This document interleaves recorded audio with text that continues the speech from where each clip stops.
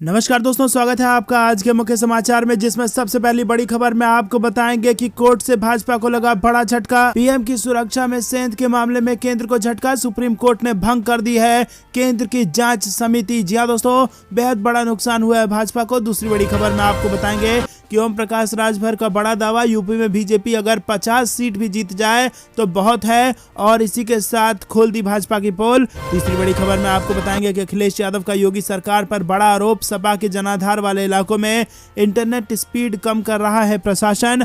चौथी बड़ी खबर में आपको बताएंगे कि यूपी चुनाव से पहले बीजेपी को लगा बड़ा झटका, विधायक राधा कृष्ण शर्मा ने थामा सपा का दामन। और पांचवी बड़ी खबर में जिक्र होगा कि राकेश टिकैत ने योगी आदित्यनाथ को मुजफ्फरनगर से चुनाव लड़ने की दी चुनौती, और राम मंदिर को लेकर भी कह दी बड़ी बात। जी हां दोस्तों, बड़ी चुनौती दे दी है राकेश टिकैत ने योगी आदित्यनाथ को। हर एक खबर की गहराई में आपको ले जाएंगे दोस्तों, लेकिन उससे पहले अगर आपको भी ऐसा लगता है कि यूपी के चुनाव में या फिर पंजाब के चुनाव में भी भाजपा को बड़ा नुकसान होना तय है, तो वीडियो लाइक कीजिए और लाल बटन को दबा के चैनल को सब्सक्राइब करके घंटी बजाकर कमेंट में लिखिए जय हिंद। दोस्तों फटाफट से रुक करते हैं पहली बड़ी खबर की तरफ। पीएम मोदी की सुरक्षा में सेंध के मामले में केंद्र सरकार को लग गया है बड़ा झटका। सुप्रीम कोर्ट ने भंग कर दी है केंद्र की जांच समिति। जी हां दोस्तों, सुप्रीम कोर्ट ने 15 जनवरी को पंजाब दौरे पर गए प्रधानमंत्री नरेंद्र मोदी की सुरक्षा में सेंध के मामले की जांच के लिए केंद्र सरकार की गठित समिति को भंग कर दिया।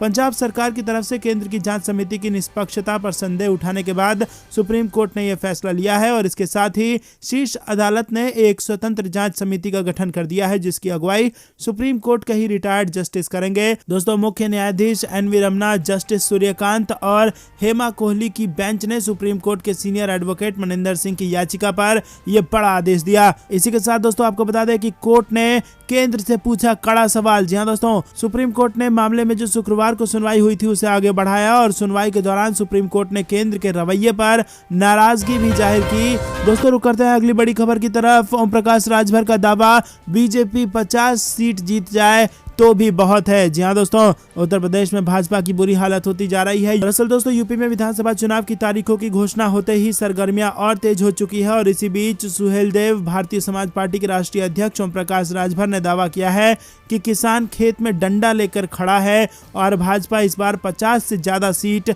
नहीं जीत पाएगी। ओम प्रकाश राजभर इस बार अखिलेश यादव की समाजवादी पार्टी के साथ मिलकर चुनाव लड़ रहे हैं। पूर्वांचल में राजभर समाज का काफी प्रभाव माना जाता है, और यही वजह है कि राजभर लगातार दावे कर रहे हैं कि पूर्वांचल में बीजेपी का सफाया हो रहा है। वहीं आपको बता दें कि राजभर ने बड़ी बात कही है, और 403 विधानसभा सीट वाले यूपी को लेकर राजभर ने कहा कि बीजेपी इस बार 50 सीट भी नहीं जीत पाएगी।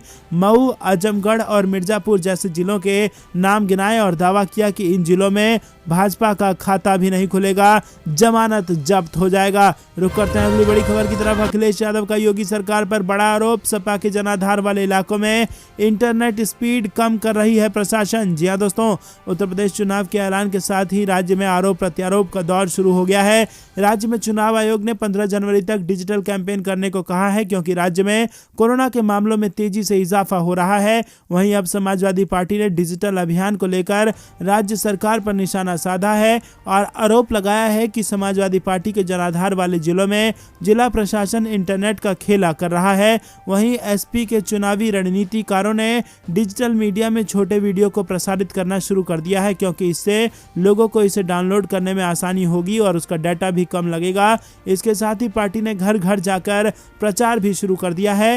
राज्य में हो रहे चुनाव के लिए अखिलेश यादव ने शनिवार को पार्टी के मीडिया पैनलिस्ट और कार्यकर्ताओं के साथ बैठक की और टीम से अपने सुझाव लिए। राज्य में 15 जनवरी तक प्रचार डिजिटल माध्यम से होना है, और उसके बाद समीक्षा की जाएगी और चुनाव आयोग दिशा निर्देश जारी करेगी। मीडिया रिपोर्ट के मुताबिक पार्टी के एक नेता ने कहा कि हमारे मतदाता युवा और गरीब हैं, और वो वीडियो डाउनलोड नहीं कर सकते, और क्योंकि ऐसा करने से डाटा का ज़्यादा खपत होगा, लिहाजा पार्टी 100 MB तक शॉर्ट वीडियो बना रही है, ताकि अपनी बात पार्टी अपने समर्थकों तक पहुंचा सके। रुक करते हैं अगली बड़ी खबर की तरफ। यूपी चुनाव से पहले बीजेपी को बड़ा झटका, विधायक राधा कृष्ण शर्मा ने थाम लिया समाजवादी पार्टी का दामन। जी हां दोस्तों, उत्तर प्रदेश में विधानसभा चुनाव की तारीखों का ऐलान हो चुका है। इसके बाद नेताओं के दल बदल का सिलसिला भी शुरू हो गया है। बदायूं बलसी से बीजेपी विधायक राधा कृष्ण शर्मा ने समाजवादी पार्टी का दामन थाम लिया है। सपा ने ट्विटर पर इसकी जानकारी दी है। समाजवादी पार्टी ने ट्विटर पर लिखा लिखा कि माननीय राष्ट्रीय अध्यक्ष जी के नेतृत्व में आस्था जताते हुए बदायूं बिलसी से भाजपा विधायक श्री राधा कृष्ण शर्मा जी ने समाजवादी पार्टी की सदस्यता ग्रहण की। आपका हार्दिक स्वागत एवं अभिनंदन। बता दें कि पिछले हफ्ते ही बहराइच से बीजेपी की वर्तमान विधायक माधुरी वर्मा ने भी सपा का दामन थाम लिया था। उत्तर प्रदेश में 10 फरवरी को पहले चरण के मतदान होंगे और दूसरे चरण में 14 फरवरी को उत्तर प्रदेश के दूसरे चरण और पंजाब में एक चरण, उत्तराखंड के एक चरण और गोवा में एक चरण में मतदान पूरे होंगे। तीसरे चरण में 20 फरवरी को उत्तर प्रदेश में तीसरे चरण के मतदान होंगे और चौथे चरण में 23 फरवरी को उत्तर प्रदेश में मतदान होंगे। पांचवा चरण 27 फरवरी और इसी के साथ आपको बता दें कि उत्तर प्रदेश के साथ पांचवें चरण में मणिपुर के पहले चरण के मतदान भी होंगे। रुक करते हैं अगली बड़ी खबर की तरफ। राकेश टिकैत ने योगी आदित्यनाथ को मुजफ्फरनगर से चुनाव लड़ने की दे डाली चुनाव की कही बड़ी बात। जी हां दोस्तों, यूपी चुनाव की तारीखों के ऐलान के बाद राजनीतिक पार्टियां सत्ता पाने के लिए जोर आजमाइश कर रही है। ऐसे में भारतीय किसान यूनियन के नेता राकेश टिकैत भी यूपी चुनाव को लेकर अपने बयान देते रहते हैं। एक समाचार चैनल के इंटरव्यू के दौरान उन्होंने यूपी सीएम योगी आदित्यनाथ को मुजफ्फरनगर से चुनाव लड़ने की चुनौती दे दी और इसके साथ राम मंदिर को लेकर भी बड़ी बात कही। आपको बता दें कि मंच पर पहुंचे राकेश टिकैत ने राम मंदिर पर पूछे गए एक सवाल पर कहा कि मंदिर क्यों बनवाया जाए, उसकी जगह स्कूल और हॉस्पिटल क्यों नहीं बनाया जाता है। और इसके साथ ही उन्होंने कहा कि क्या बीजेपी अपने पार्टी फंड से मंदिर बनवा रही है, मंदिर तो गांव-गांव में बने हुए हैं। इसी के साथ टिकैत ने सीएम योगी को लेकर कहा कि वो हॉस्पिटल बनाने का काम करें। उन्होंने बेरोजगारी को इस मुद्दे को उठाते हुए कहा कि दरोगा भर्ती के लिए अभ्यर्थी सड़कों पर लाठी डंडे खा रहे हैं, उनकी शादियां टूट गई हैं, सरकार उनको रोजगार देने का काम करे। उन्होंने कहा कि मंदिर तो गांव के लोग चंदा इकट्ठा करके बना लेते हैं, सभी धार्मिक स्थल बन रहे हैं, सरकारों का काम विकास करने का है। और इतना ही नहीं दोस्तों, मुजफ्फरनगर से चुनाव लड़ने की चुनौती दे दी गई है। तो करते हैं अगली बड़ी खबर की तरफ। मुलायम सिंह यादव कार्यकर्ताओं से मिलने समाजवादी पार्टी कार्यालय पहुंचे। जी हां दोस्तों,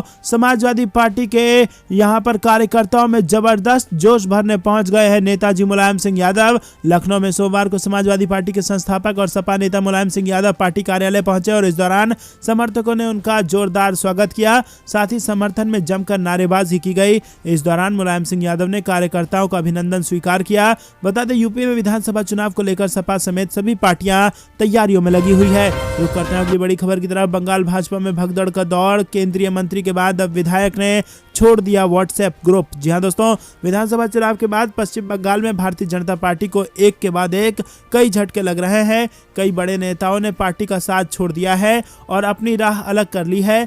फरवरी 2019 में भारतीय जनता पार्टी में शामिल होने वाले तृणमूल कांग्रेस के नेता शंकुदेव पांडा ने रविवार को पश्चिम बंगाल भाजपा को ये कहते हुए छोड़ दिया कि राज्य युवा मोर्चा को पुनर्गठित किया जा रहा है। आपको बता दें कि पांडा इसके उपाध्यक्ष थे। दोस्तों, बेहद बड़ी खबर निकल के आ रही है। यहाँ पर उत्तर प्रदेश में और पश्चिम बंगाल में भाजपा को एक के बाद हो रहा है बड़ा नुकसान। रुक करते हैं अगली बड़ी खबर की तरफ। खतरनाक साबित हो सकती है तीसरी लहर, हफ्ते भर में कोरोना से मौत का आंकड़ा 54% बढ़ा। जी हाँ दोस्तों, भारत में कोरोना की तीसरी लहर से डराने वाले आंकड़े सामने आ रहे हैं। पिछले एक हफ्ते के अंदर देश भर में कोरोना के मरीजों की संख्या में खतरनाक तरीके से इजाफा हुआ है। रविवार तक के आंकड़ों पर नजर डालें तो कोरोना के संक्रमण से सिर्फ एक हफ्ते के दौरान मरीजों की तादाद 6 गुना बढ़ गई है और इसके अलावा सिर्फ 7 दिनों के अंदर मौत की संख्या भी 54% बढ़ गई है। एक्सपर्ट्स के मुताबिक कोरोना की यह लहर ओमिक्रॉन वेरिएंट से आई है।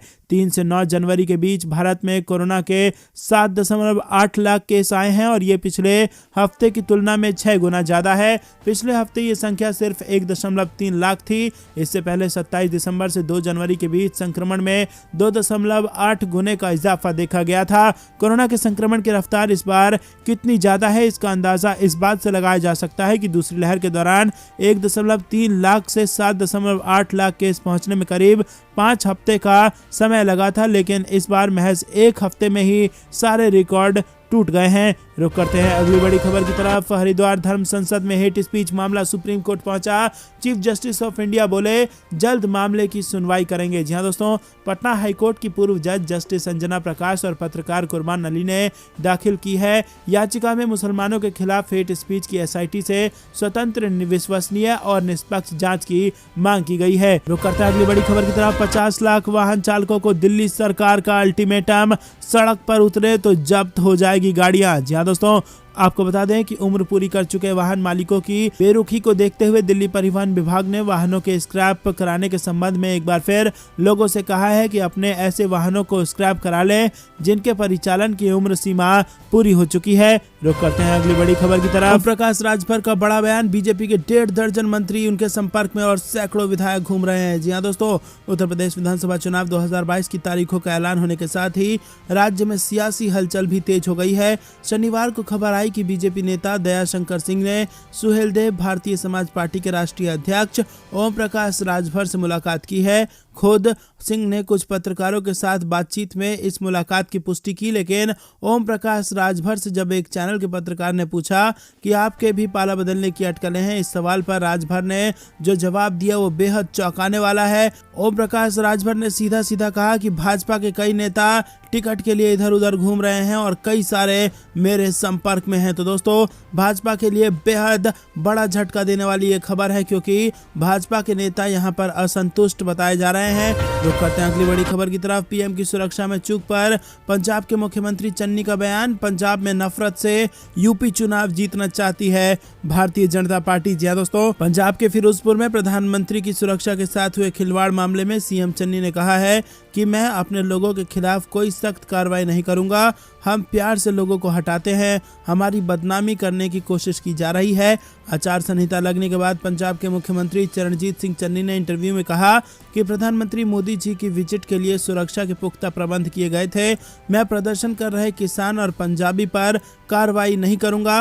उन्होंने कहा कि अगर पीएम को 10 मिनट इंतजार करना भी पड़ गया तो क्या हो गया, कोई प्रदर्शनकारी उनके पास तक नहीं गया और किसी ने उनको कुछ किया थोड़ी ना। सीएम ने कहा कि प्रधानमंत्री की रैली में कोई पंजाबी नहीं गया, सिर्फ कैप्टन अमरिंदर सिंह गए। बदनामी करने की कोशिश की जा रही है। उन्होंने कहा कि हम प्यार से लोगों को हटाते हैं, मैं अपने लोगों के खिलाफ कोई सख्त कार्रवाई नहीं करूंगा। तो दोस्तों, यहाँ पर दो टूक कह दिया है पंजाब के मुख्यमंत्री और कांग्रेस नेता चरणजीत सिंह चन्नी ने कि मैं अपने लोगों पर कोई कार्रवाई नहीं करूंगा, मैं किसानों पर कोई कार्रवाई नहीं करूंगा। अगर 10 मिनट प्रधानमंत्री को रुकना पड़ा तो उसमें कोई फर्क नहीं पड़ता। रुक करते हैं अगली बड़ी खबर की तरफ, लेकिन उससे पहले अगर आप भी चरणजीत सिंह चन्नी की इस बात का समर्थन करते हैं कि प्रधानमंत्री के 10 मिनट खड़े रहने से कोई फर्क नहीं पड़ता, किसानों की जान भी जान होती है, तो दोस्तों वीडियो को लाइक करके अपना समर्थन जरूर दर्ज कराइए। 2000 लाइक का टारगेट पूरा कराइए। रुक करते हैं अगली बड़ी खबर की तरफ। कई राज्यों में कोविड सर्टिफिकेट पर नहीं होगी पीएम मोदी की तस्वीर, चुनाव आयोग का आ गया है नया आदेश। जी हां दोस्तों, चुनाव आयोग ने विधानसभा चुनाव वाले 5 राज्यों में कोविड सर्टिफिकेट पर प्रधानमंत्री मोदी की तस्वीरों को हटाने का आदेश दिया है। चुनाव आयोग के आधिकारिक सूत्र के अनुसार आचार संहिता लागू होने के कारण ये निर्देश दिया गया है। सूत्रों ने कहा है कि केंद्रीय स्वास्थ्य मंत्रालय मोदी की तस्वीर को टीके के प्रमाण पत्र से हटाने के लिए कोविन प्लेटफॉर्म पर जरूरी फिल्टर लगाएगा। वहीं चुनाव आयोग ने शनिवार को घोषणा की थी कि उत्तर प्रदेश, उत्तराखंड, पंजाब, मणिपुर और गोवा में विधानसभा चुनाव 10 फरवरी से 7 मार्च के बीच 7 चरणों में होंगे और मतगणना 10 मार्च को होगी। चुनाव कार्यक्रम की घोषणा के साथ ही सरकारों, उम्मीदवारों और राजनीतिक दलों के लिए आदर्श आचार संहिता लागू हो गई है और अब पीएम मोदी की जो तस्वीर जो कोविड जो वैक्सीनेशन की सर्टिफिकेट पर आती थी वो अब नहीं देखने को मिलेगी। रुक करते हैं अगली बड़ी खबर की तरफ। पंजाब चुनाव के लिए नवजोत सिंह सिद्धू ने तैयार किया फुल प्रूफ प्लान। जी हां दोस्तों, पंजाब विधानसभा चुनाव की तारीख का ऐलान होते ही कांग्रेस नेता नवजोत सिंह सिद्धू एक्शन में आ गए हैं। रविवार को नवजोत सिंह सिद्धू ने दावा किया कि कैप्टन अमरिंदर सिंह को मुख्यमंत्री पद से हटाए जाने के बाद उन्होंने आम लोगों का विश्वास हासिल किया है। कांग्रेस के चुनाव प्रचार पर सिद्धू ने कहा कि डोर टू डोर कैंपेन की तुलना में डिजिटल मीडिया की पहुंच ज्यादा है और यहां तक कि एक छोटा रिक्शा चालक भी व्हाट्सएप तक पहुंच सकता है। मुझे उम्मीद है कि 15 जनवरी के बाद चीजें बदल जाएंगी और स्पष्ट निर्देश है कि आपको डिजिटल रूप से प्रचार करना होगा और हम चुनाव आयोग द्वारा निर्धारित सीमा के भीतर ही प्रचार करेंगे। कांग्रेस की चुनावी रणनीति पर बोलते हुए नवजोत सिंह सिद्धू ने कहा कि महिला सशक्तिकरण के लिए हमारे पास कई प्लान हैं और अब तक छात्राओं के लिए जो कुछ भी घोषित किया गया है वो महिलाओं को सशक्त बनाने के लिए एक निवेश है। तो दोस्तों, आप भी इस वीडियो को व्हाट्सएप पर ज़्यादा शेयर करके अपने लोगों तक ये न्यूज़ पहुंचाइए, क्योंकि पंजाब के चुनाव में कांग्रेस ने कर ली है व्हाट्सएप और डिजिटल माध्यम के जरिए चुनाव लड़ने की तैयारी। दोस्तों आप भी इसमें अपना समर्थन दीजिए, वीडियो को शेयर कीजिए। रुक करते हैं अगली बड़ी खबर की तरफ। यूपी चुनाव से बड़ी खबर, भाजपा की विदाई, लोकतंत्र पर भाजपा का हमला बर्दाश्त नहीं करेगी जनता। जी हां दोस्तों, समाजवादी पार्टी के राष्ट्रीय अध्यक्ष एवं उत्तर प्रदेश के पूर्व मुख्यमंत्री अखिलेश यादव ने कहा है कि भाजपा लोकतंत्र पर हमला कर रही है, लेकिन अब जनता इसे बर्दाश्त नहीं करेगी। प्रदेश से भाजपा की विदाई होगी और जनता सपा की सरकार बनाएगी। 10 मार्च को लोकतंत्र के पक्ष में परिणाम आएगा और वो रविवार को पार्टी कार्यालय में कार्यकर्ताओं की बैठक को संबोधित कर रहे थे। वहीं आपको बता दें कि सपा अध्यक्ष ने कहा कि जनता ने स्वयं चुनाव लड़ने का इरादा कर लिया है। ये चुनाव किसानों, नौजवानों, महिलाओं के मान सम्मान का चुनाव है। प्रदेश की जनता बदलाव चाहती है, इसीलिए चुनाव में भाजपा का सफाया होना तय है। भाजपा सरकार ने उत्तर प्रदेश को समस्याओं में उलझा दिया है। भाजपा राज में किसानों को कुचलकर मार दिया गया, नौजवानों पर लाठियां बरसाई गई और नौकरी रोजगार छीना गया, किसानों को धोखा दिया गया। भाजपा सरकार लोगों को ऑक्सीजन तक नहीं दे पाई और कोरोना काल में दवा और बेड की व्यवस्था नहीं कर पाई। सड़कों पर सांड छोड़ दिए और जिससे लोग घायल होकर अस्पताल पहुंच रहे हैं। उन्होंने कहा कि पार्टी के कार्यकर्ता जनता को अवगत कराएं कि भाजपा झूठ का प्रचार कर रही है, वो लोकतंत्र के लिए खतरा है, इसीलिए इस चुनाव में भाजपा को सत्ता से बेदखल करना जरूरी है। तो दोस्तों ये सब कहा अखिलेश यादव ने। आप भी अखिलेश यादव की इस बातों को दूर दूर तक पहुंचाइए, वीडियो शेयर कीजिए ज्यादा, ताकि यूपी के चुनाव में जो डिजिटल माध्यम से प्रचार होना है वो हो सके। रुक करते हैं अगली बड़ी खबर की तरफ। 5 राज्यों में विधानसभा चुनाव के दौरान 41% लोगों ने रैलियों पर बैन का किया समर्थन। जी हां दोस्तों, कोरोना वायरस की तीसरी लहर के बीच 5 राज्यों में विधानसभा चुनाव के लिए तारीखों का ऐलान शनिवार को ही हो गया है और चुनाव के लिए तारीखों के ऐलान के साथ साथ मुख्य चुनाव आयोग ने चुनाव प्रचार में कुछ पाबंदियां भी लगाई हैं। चुनाव के तारीखों के ऐलान के एक दिन बाद एक सर्वे सामने आया जिसमें कहा गया कि 41% लोग सभी राजनीतिक रैलियों पर प्रतिबंध का समर्थन करते हैं। रुक करते हैं अगली बड़ी खबर की तरफ, जो कि दिल्ली में बढ़ाए जा सकते हैं प्रतिबंध। कोरोना पर होने वाली है डीडीएमए की मीटिंग, हो सकता है बड़ा फैसला। जी हां दोस्तों, दिल्ली में जारी कोरोना की कोहराम के बीच दिल्ली आपदा प्रबंधन प्राधिकरण ने राजधानी के हालात और कोविड-19 मामलों पर चर्चा करने के लिए 10 जनवरी को एक बैठक बुलाई है। यहां अभी लॉकडाउन भले ही ना लगाया जाए, लेकिन बैठक में कुछ और प्रतिबंधों को लागू करने पर निर्णय लिया जा सकता है। डीडीएमए की अपनी पिछली बैठक में दिल्ली में वीकेंड लॉकडाउन लगाने का फैसला लिया गया था और उपराज्यपाल अनिल बैजल की अध्यक्षता में होने वाली इस बैठक में मौजूद कोविड-19 स्थिति और ओमिक्रॉन के बढ़ते मामलों पर विस्तार से चर्चा की जाएगी। रुक करते हैं अगली बड़ी खबर की तरफ। अखिलेश का सीएम योगी पर तंज, बाबा को टिकट नहीं दे रही भाजपा, तभी सपने में आ रहे हैं भगवान। जी हां दोस्तों, उत्तर प्रदेश के विधानसभा चुनाव को लेकर देश की सबसे बड़ी बहस। उत्तर प्रदेश में सपा सुप्रीमो अखिलेश यादव ने मुख्यमंत्री योगी पर खूब कसा तंज और इस दौरान उन्होंने दावा किया कि बीजेपी योगी आदित्यनाथ को विधानसभा चुनाव में टिकट नहीं दे रही है और इसीलिए ये सपने में भगवान के आने की बात कह रहे हैं। दरअसल एजेंडा उत्तर प्रदेश में अखिलेश यादव से पूछा कि आपने सपने में तो भगवान कृष्ण आ रहे हैं, क्या आप राम और परशुराम वोट के लिए नहीं कर रहे? इस पर अखिलेश यादव ने कहा कि बात अधूरी नहीं होनी चाहिए, बीजेपी के लोग इनको टिकट नहीं दे रहे हैं, हमारे बाबा मुख्यमंत्री जी को भारतीय जनता पार्टी टिकट नहीं दे रही है। तो अक्सर हमें सुनने को मिलता है और अखबारों में पढ़ने को मिलता है कि कभी यहाँ से चुनाव लड़ेंगे, कभी वहाँ से चुनाव लड़ेंगे। एक किसी व्यक्ति के सपने में भगवान आए और उन्होंने पत्र लिख दिया और उनके लिए टिकट मांगी। दोस्तों आपको बता दें कि यहाँ पर बाबा पर तंज कसते हुए कहा है कि भाजपा उन्हें टिकट नहीं दे रही है। रुक करते हैं अगली बड़ी खबर की तरफ। अधिकारियों को पद से हटाने की मांग सपा ने चुनाव आयोग से कर दी। जी हां दोस्तों, मुख्य निर्वाचन आयोग को भेजे गए ज्ञापन में वर्तमान सरकार में अपर मुख्य सचिव गृह अवनीश अवस्थी और सूचना के अपर मुख्य सचिव नवनीत सहगल, पुलिस महकमे के आला अधिकारी ADG law and order Prashant Kumar और एसटीएफ के एडीजी अमिताभ यश को पद से हटाने की मांग की है अखिलेश यादव ने। दोस्तों रुक करते हैं अगली बड़ी खबर की तरफ। बता दें कि रणदीप सुरजेवाला का बड़ा बयान, 4 राज्यों में भाजपा को शिकस्त देगी कांग्रेस और पंजाब में फिर से होगी कांग्रेस की वापसी। जी हां दोस्तों, चुनाव आयोग ने 5 राज्यों के विधानसभा चुनाव कार्यक्रम की घोषणा कर दी है। इसके बाद कांग्रेस ने शनिवार को पंजाब, उत्तराखंड, गोवा और मणिपुर में सरकार बनाने का विश्वास जताया और कहा कि उत्तर प्रदेश में कोई भी सरकार सदियों पुरानी पार्टी यानी कांग्रेस के बिना नहीं बन सकती है। वहीं कांग्रेस महासचिव रणदीप सुरजेवाला सुरजेवाला ने पत्रकारों को जानकारी देते हुए कहा कि चुनाव आयोग ने शनिवार को 5 राज्यों के चुनाव कार्यक्रम की घोषणा कर दी है,